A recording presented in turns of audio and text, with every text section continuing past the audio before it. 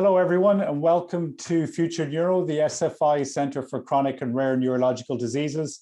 It's National Epilepsy Week. My name is Professor Gianpiero Cavalleri, and it's a great pleasure to be able to welcome founder, editor, writer, blogger, and CEO for EpilepsySparks, Torie Robinson. Torie, how are you this evening? I'm good, thanks. Yeah, no, I'm delighted to be here. This is really cool. Very well, yes. How are you? Great. I'm good, yeah. But listen, I know very little about you. I've heard a lot about you, but never actually had the chance to chat to you. So can you tell me a little bit about yourself? Yeah, I guess firstly, I call myself vaguely human. Yeah, but I got into this because so I'm a person with epilepsy, and that's how I ended up getting, in touch with FutureNeuro and stuff. And so my story is basically I was diagnosed when I was 10 with epilepsy, although I had seizures far earlier than that, but nobody noticed. Cutting a long story short, I had temporal lobe resection 8 years ago almost. My goodness, is it 8? Oh, yeah, anyway. And I classify that as a success. I still have seizures today, but far fewer. And I'm still kind of like alive, which should I have not had the surgery, I probably wouldn't have been. I'm a speaker for people who I feel don't have a voice regarding their epilepsy. So whether they be the person with the diagnosis or they be a carer and stuff like that, it's such a complex condition that it affects people in so many different ways. It's ultra interesting, but it's pretty horrific. And I say one of my roles is to bridge that gap between people like yourself and the rest of the population, because as just a sort of, if there is such a thing, regular person before, I had no idea what was going on behind the scenes. Even though I loved science, neuroscience and stuff, I just didn't know what you were doing. And I think that people know what you are doing, which you're going to tell us about, it gives us a bit of hope for the future. So please tell me and us about you and what you do. So I'm a geneticist. I'm based in Dublin in Ireland. I've been working in the area of genetics now since I think about 2002, 2003 when I started my PhD, did my PhD in London on epilepsy. And yeah, I've just been doing my best to kind of build a body of work around epilepsy genetics and get other people, young scientists, interested in trying to solve the epilepsies and understand the epilepsies better. And then recently with SFI funding for the FutureNeuro Research Center, we've been able to really kind of scale up that effort and get more people involved and build up some momentum to the work, So in a nutshell, I'm a researcher, geneticist working on epilepsy and trying to make the lives of people living with epilepsy better. That's what I'm trying to do. So I was really interested to hear kind of, your kind of view of yourself as acting as a bridge. So when did you feel that happen? Did you always kind of have a wish to do that? Or is it something that, one day you just kind of woke up, or maybe over drink was like, what, this needs to be done? I used to drink, I don't drink anymore, but yeah. Do you know what? It was, somebody said it to me once and I was like, oh mate, I'm going to vomit. That sounds so cheesy. But I thought, oh, it's quite a nice way of putting it, because part of me feels really selfish for doing this, because I love speaking to people like you and learning about what you're doing. It's like, oh my goodness. It gives me hope. And it takes my mind off all the awful things that so many people, so many people with epilepsy have psychiatric comorbidities. So selfishly, it's a really good thing for me there. So I kind of just fell into it because I was reading about stuff that I have a passion for anyway. But the thing was, after my surgery, that was the only time that that was the point which I started finding out about epilepsy charities. I'd never known my whole life they existed. And through involvement with them, I found lots of people who, well, I felt a bit like an encyclopedia of knowledge about genetics, even though I have no idea what it is, because people just don't know where to find things. So I've been lucky that I'm able to a degree cognitively read stuff and retain a little bit, and if not, I read it again and again and again. But lots of people aren't able to do that. And so I really feel for them. And so I want to, I just that cheesy part of myself, I want to help give them a voice because they don't have it. And then everyone that I have met, and I'm going to vomit like it, but it's so true. Everyone that I have met who is in your field, whether it be genetics or other types of research, they have a passion for what they're doing. And there is this ridiculous, it's a bit like a glass wall rather than a glass ceiling, I think, between those in academia and the rest of the population. And in the olden days, it was all rather la-di-da and, one must not talk to another. But, we're kind of coming past that, but there is still society, in terms of how society sees things, you guys are seen as quite almost untouchable. And so there's a real communication issue, unnecessary. It's completely unnecessary, but it's there, right? One mustn't say it, but it's true. And so I just thought, because I find it really easy to talk to you, so why not do that and then pass the information on in some way to the other people to give them that hope? So that's what I do through EpilepsySparks and public speaking and stuff like that. And now, did I tell you, got into genetics now, actually. Started working for Dante Labs. So I'm totally going to be on your back. You have to give me more information. Yeah, I like, from building on what you said there, I think it's really important that, young researchers meet people who are impacted by the condition they happen to be working on. Like when I did my PhD with a particular supervisor because I thought their work was really, really interesting, but they worked on, some population genetics, some work on epilepsy and so on. But I really had no idea of the condition, even whilst I was working in that lab, in the sense that the closest I ever got to a person with epilepsy was their DNA in a tube in the freezer, And it was only when I actually, after my PhD, I heard, someone with epilepsy speaking at an event and the impact it had on them. And later I heard a parent about the impact on the child and so on. And it just really bowled me over. I was like, wow, this is far more than just, studying DNA and trying to understand a particular disease. Like this work is important to impact on the lives of people with epilepsy and related conditions, and I just, after that, it seems so obvious when you say it out loud, but there are many, many researchers around the world who work on conditions and diseases, including epilepsy, but they don't really understand the importance of it. And in that context, I think, young researchers meeting people with the condition, meeting parents and so on is such an important, small but critical thing, so that they know next time, they're studying DNA or doing something in the lab, that this is important. This is far more than just a research paper in a big journal or whatever. This is about changing people's lives. And, I just think it's something that we try and do more and more. I don't think we do enough of it at FutureNeuro. We're trying to do better. And yeah, so well, the fact we're doing this video though is huge. Yeah, right. And it comes down to papers as well. Like, let's say you say it about, there's all this work going on in academia. There's all these cool new discoveries coming out. But often scientists do a poor job in trying to communicate what this means to people, that scientific papers are written in their, they're not the most interesting things to read, even though the topic could be really, really important and fascinating to an individual, that they're just written in such a style that it's not like reading Harry Potter, let's say. So the thing is, right, the lingo is almost something that I compare it to me attempting to learn French at school, because the words are like nothing else. It's like a competition for how many syllables one must include in a word sometimes, and that is really overwhelming, when you're not used to it. And I do read papers, but I probably take about 10 times longer than anybody in the field. I'm like, what does that even flipping mean? Highlight, I need to look that word up.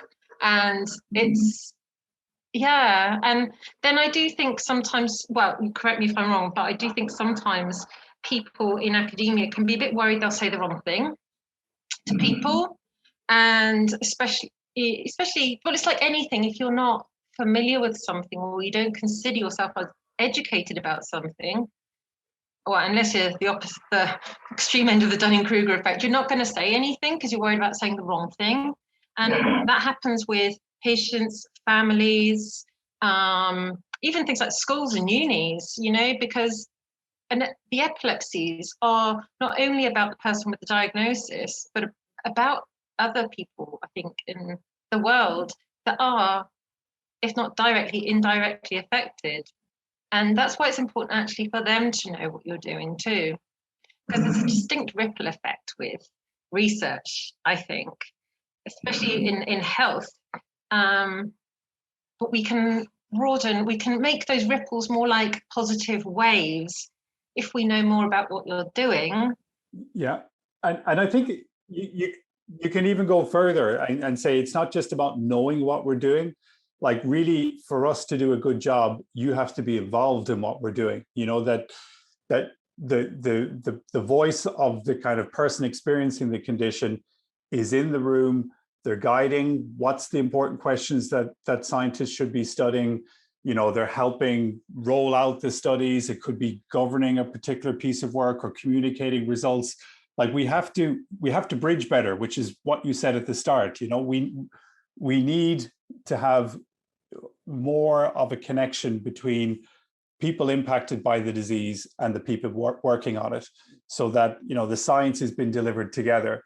And it's something that we're trying to do more and more now in FutureNeuro. And I was actually, like, earlier on, I was reading a little bit about you, and I see you sit on an MDT for King's. Is that right? A multidisciplinary team meeting, am I right? Yeah, just recently, yeah. Like that's really cool. Like, so what's that experience like? Well, so I've only been involved in the first meeting so far, but it's lovely. So basically how it started was, well, I used to be a patient of South London and Maudsley Trust, psychiatric patient. I was discharged last year, and I joined as a governor instead to give governor input into how the trust is run, decisions and stuff. And I'd also, this is all kind of coincidence, but things coming together, I'd also worked with Maudsley because I'd been a patient and because I'd done sort of some courses there. Somebody at Maudsley said, why don't you put together a course on epilepsy and psychiatric comorbidity? So I was introduced to this wonderful epileptologist from King's, and we did this together, which was released earlier this year. And then she messaged me and said, oh, do you fancy? I'm like, gosh, yes, okay. And so that's kind of just how it happened. And it's just like really lovely because this is a new group that's being formed. And it's about, and the fact that patient input is valued in terms of prioritizing, that's a big thing, but also making them aware of certain things. So for instance, I brought up sexual dysfunction in people with epilepsy, which, oh my goodness, one mustn't talk about that. Like, one mustn't talk about it about anybody, right? But the thing is, most of us are doped up on drugs, so let's bring it up. And only then can we get over these hurdles or help people cope with a hurdle. And so we're looking into what to do with that as well. And yeah, so we had a wonderful chat, and I will get some feedback later on about what happened behind the scenes, because obviously I'm not hearing about people's cases or anything. But yeah, and it's so lovely because, you know, medicine, academia have changed a lot, I think, even over maybe the past 5 years. Never before would we have, well, would you and I have been having this call, right? You just wouldn't. And it's utterly ridiculous in retrospect, but it's the truth. And I think that if we can help people to see that that is the truth, it gives us hope. And sometimes, and realistic hope, which is really important. And sometimes that's all that we need. Yeah, I'd say it does far more than give you hope. You're guiding the clinicians to put emphasis in areas that they wouldn't otherwise have. You know, it's in effect a blind spot, what you described there. You know, so your voice in the room is helping them do a better job. The same way as your voice in the room with the kind of the basic scientists like myself we kind of realize actually what we think is important is not necessarily what you or someone impacted by the condition is important. And that simple voice, that having that pointed out is powerful, and ultimately it's about doing a better job, like that collectively we can do a better job and deliver more impact and value for the research, so like you'd be surprised how much research can sometimes be just a job or a career. It goes back to what I was trying to say earlier about, when I was taking tubes of DNA out of a freezer in London, it never struck me that, of course I knew this was a person's DNA, but you don't connect with the individual, so having your voice in the room, it's like, okay, we got to make sure we do this right in the correct area and do our best, and when that happens, I think you just ultimately do a better job, so. Do you find it also gives you a bit of more motivation? Because I've spoken to a few researchers and they've said kind of what you've already been saying, I've never known it, or not, I've not consciously known anybody affected by epilepsy. And it's just like, wow, and now I know why I'm doing this. And it helps give them a bit more focus and feeling of worth, I think, in their job, because they are making such a huge difference. Yeah, absolutely. It becomes a bit more of a vocation, Yeah, it's all a bit deep, but it's meaning though, and it's and it's exciting. So I would love for people who are not familiar with epilepsy in any way, whether they be in a patient like me or a carer or somebody in medicine or academia that's not familiar, guys, it is a really interesting topic. And I have never met so many people before I got involved in all this past few years who have said, oh, I don't understand that, I don't know it. And I'm referring to clinicians and academics, because generalizing, you tend to become brilliant at one thing. That is your focus, because it has to be, right? But it's a bit of something. And then you need a load of other clinicians and academics to come together, and of course us, so that we can kind of create the overall picture in order to make the right decisions. But you're very, very focused. And that's how you get so good at it, is you have to focus on a particular part of the profession, right? Yeah, no, for sure. So Torie, let's say I've got an undergraduate student who's doing a summer research project with us, or maybe it's a student who's starting their PhD, and I'm trying to communicate to them, the impact of epilepsy or what it means to people. What would be your advice to me? Like, how can I do a better job in that? It's hard to answer because the epilepsy is so varied. I guess I would offer myself on a plate and say, you can ask me any questions that you like, but I would also make clear that I have like 3 types of seizure, not 60 odd types of seizure. I don't have any of the rare epilepsies. It's rare, but it's not rare. And I don't have lots of the comorbidities that go with epilepsy commonly. And it's important to know that they are common. And so I think what I would have to do is kind of guide the person through that and say, look, this is one person, but also I probably end up providing them with loads of links. But you know what else? There are loads and loads of people who are more open about their epilepsy these days, which is great. There are lots of charities. There are lots of different perspectives to look out for, because you can be talking things like income have a massive impact on how epilepsy affects a person. Like you're more likely, like the risk of SUDEP is higher in lower socioeconomic backgrounds. SUDEP's another thing actually to speak about. People don't talk about sudden unexpected death in epilepsy, and I just think, don't talk about it, you're not going to help people. But I wouldn't want to make it all negative. I'd want to encourage the person. Because people tend to have a very stereotypical view of epilepsy, right? I would put myself in that bracket. Before I started studying epilepsy, you had this picture of what you thought a seizure looked like. And then when you learn about the condition, like you said earlier, there's so many different types. There, like, there's a lot of seizure types that people wouldn't even recognize as being a seizure. It's as a geneticist, we describe it as, there's a constellation of different conditions here that come under the same banner. But I find that a really interesting thing about epilepsy is just the diversity of types that there are, and the different genetic causes that can contribute to it.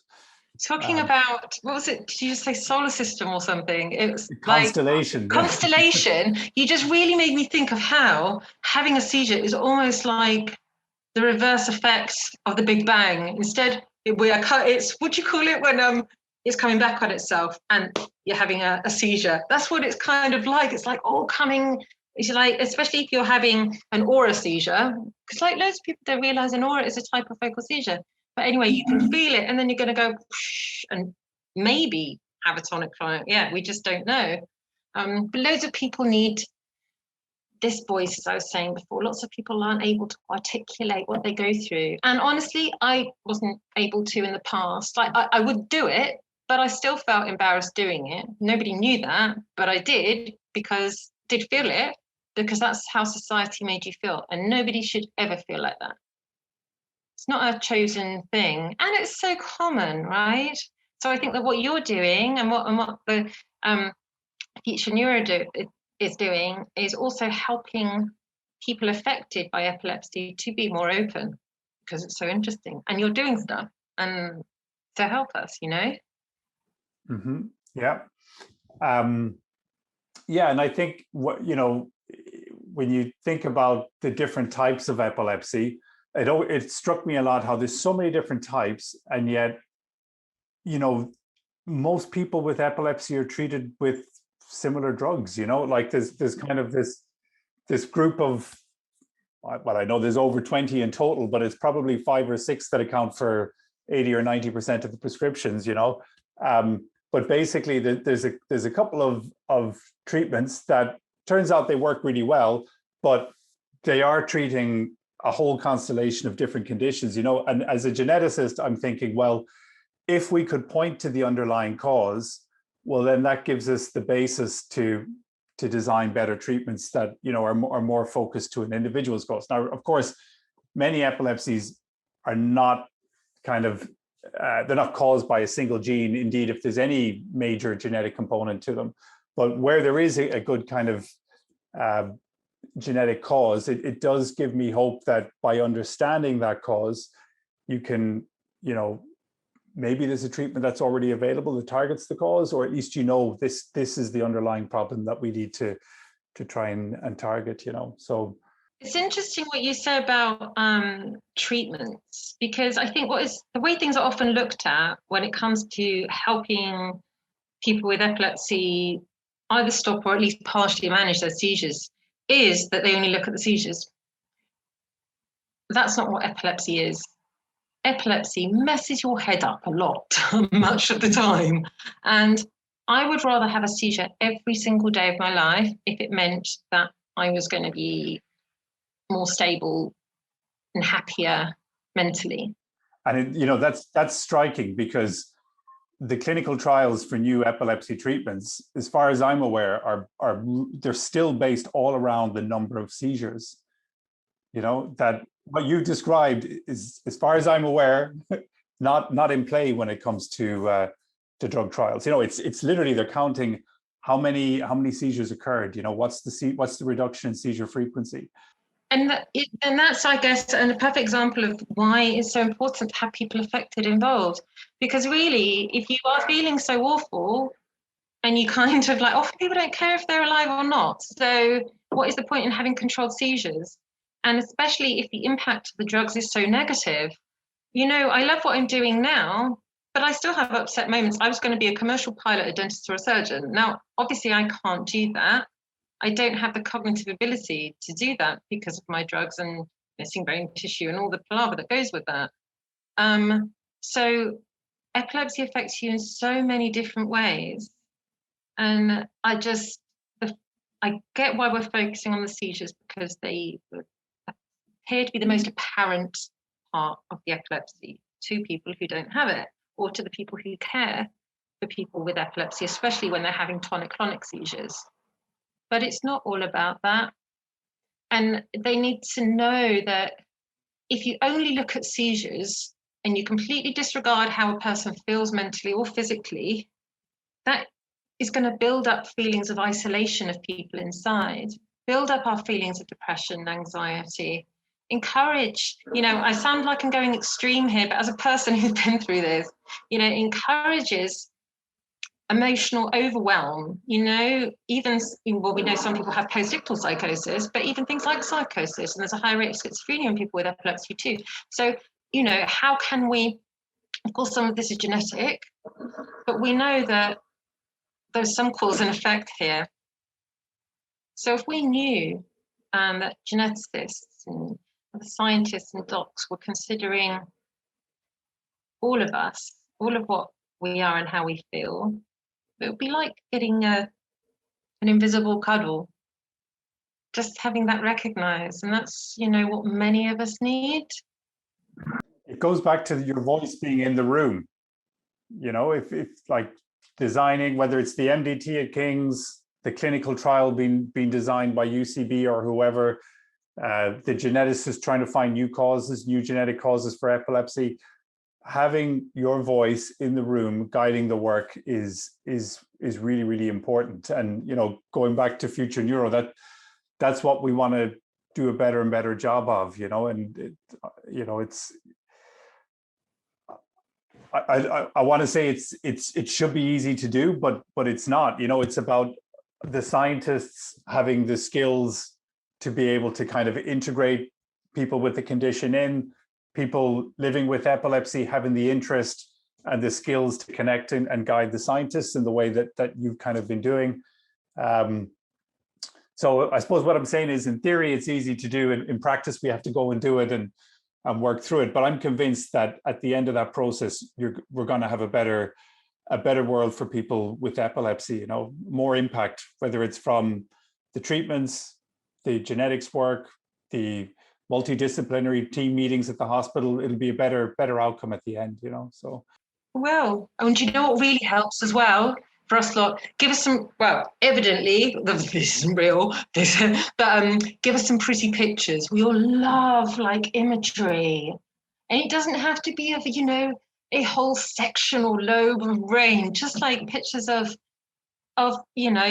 mitochondrial cells or something. It would be so lovely. Like what Gareth Morris has been doing on his Epilepsy in English. Have you seen Epilepsy in English? I have, yeah, it's amazing. It's a great job. So cool, isn't it? And that's kind of what I'm trying to do. It's what Gareth is doing too, is being that kind of bridge. And it's just translating things. And you were saying, things aren't going to be easy in bettering how we work together.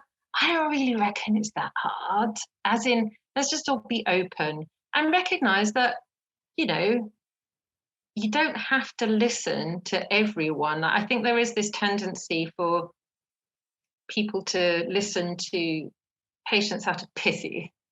And okay, nobody wants to be pitied anyway. And the thing is, there are always going to be people who aren't necessarily suitable for whatever reason, just like going for a regular job. So I reckon I know some wonderful people out there who are totally interested, by the way, already, just thinking about it, and who would be suitable. So I think we just have to be picky, just like anybody else would, like in a corporate boardroom, who are we bringing in? Because there are some amazing people out there, and amazingly positive, constructive people who can give everybody else a voice. And quite frankly, I think that's what you are doing right now for geneticists and other people in your fields.